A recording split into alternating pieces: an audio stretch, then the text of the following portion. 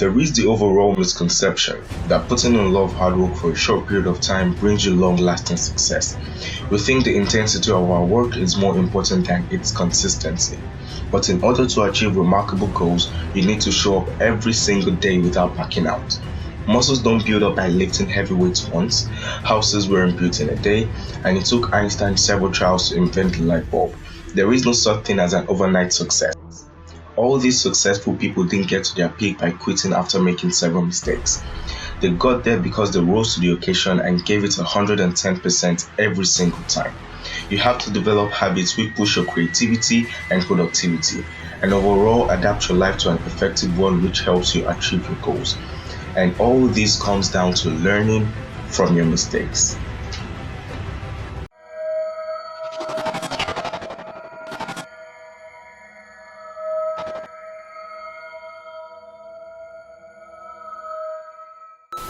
What's up guys, welcome back to Code My Hobby. In today's video we're going to be talking about the mistakes I made as a developer, well, while I was still learning the basics and the fundamental of programming. So we're going to be talking about the mistakes I made in my early days of programming, and hopefully you can learn from these mistakes. And I'm also going to be talking about solutions to these mistakes, how you can learn from them. So as you can see, we are on our way to 2,000 subscribers. So if you haven't subscribed, kindly subscribe and smash the like button on this video. If you're new around here, I produce daily videos based around programming with HTML, CSS and JavaScript. So subscribe if that sounds interesting to you. And without further ado, let's jump right into the video. Number one on the list is wanting to learn everything.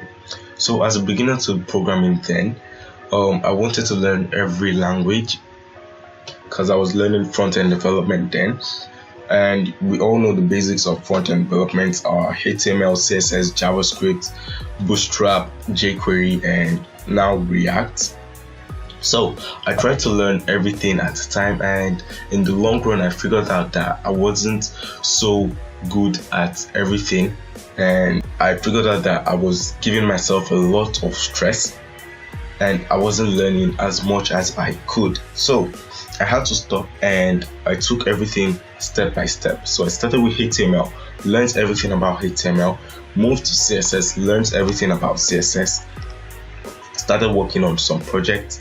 Then I moved to JavaScript, and as we all know, JavaScript is more technical. So I tried to create some problems for myself, tried to see how I could solve that with JavaScript. Then started working on some projects, started building responsive websites. Then I moved to jQuery and Bootstrap and React, and I started learning by myself. So I figured out that it's better to take one thing at a time, because you're going to learn that one thing very well and you can eventually move on to the next, learn properly, learn everything properly and start working on some projects, and then you become really good at what you're doing. So number two on the list is networking. Now networking basically involves you interacting with people in your niche. So for you, your niche should be programming, so you need to interact with people, with other developers. And how do you do that? How do you get in touch with developers? Well, this is very easy. There are different platforms for developers to interact with each other. You have Facebook groups, you have Telegram groups, and you also have different blogs. So my advice is you check out some Facebook groups, join them and start interacting with some programmers, start posting some things like your projects that you're working on, or if you have any issues you can post it there, and I'm sure you're going to get some replies from people, and then you're making developer friends. You can interact with them, can make some laughs and work on some project with some people, and that's going to build your confidence. Number three on the list is one of the commonest mistakes that people make, and that is abandoning your project. I mean, I suffered from this mistake. I made this mistake a lot of times, abandoning my project, which is actually really terrible. So if you have a project that you've abandoned for a while, I really think you should go back to it, because for me, if I have a project that I've abandoned, I really feel bad, because I feel I haven't gotten over that project yet. I feel I'm not good enough. That's why I abandoned the project for a lame reason. Because if you think you don't have the solution to whatever issues you have, there are different platforms full of developers that are willing to help you solve the problem. So you have Stack Overflow. So if you have any issues, simply go over to Stack Overflow, type in your issues or the mistake or the error you're having in your code, and I'm sure some people will be there to help you out. You can also do this on your Facebook groups or Telegram groups.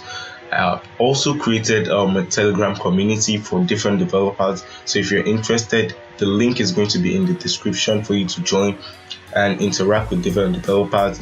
You can also work on some project there. We post different challenges weekly, and it's really going to build your confidence as a developer and help you improve on your skills. So number 4 on the list is lack of confidence. Now, I've been saying confidence. Your confidence is really important as a developer. It's going to boost your self-esteem.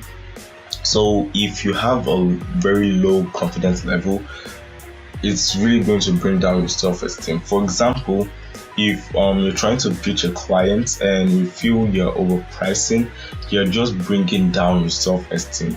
Now, it's good to always start at a high price, because your client is obviously going to negotiate with you. So if you start at a low price, your client is going to negotiate with you and bring your price lower than you expected. So that's really going to be bad for you, because you're going to put in a lot of hard work into the project, and essentially you brought down your confidence level by yourself. So you need to have this confidence as a developer, and it's really going to increase your passion for whatever you have. And the last one on the list is inability to market yourself properly. So as a developer, this is really an essential tool you need to have, marketing yourself. So there are different platforms which you can use for this. You have LinkedIn, Fiverr, and Upwork. So how do you market yourself properly? Now you have to work on some projects which would be so you need to have outstanding projects that people would see and want to have, because that's really the key to get a strong audience. So you need to have something unique, and you need to be consistent with whatever you do. So advice is you create like a LinkedIn profile and start posting whatever work you have or whatever project you worked on.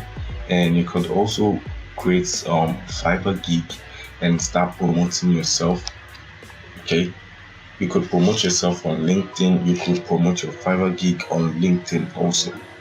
So these are the mistakes I made as a developer or as a beginner developer, and I hope you've been able to learn from these mistakes. So if you did find this video interesting and educational, please let me know in the description. Smash the like button if you did enjoy this video, and please help me get to 2,000 subscribers. But we are on our way there, almost there guys. So smash the subscribe button, smash the like button.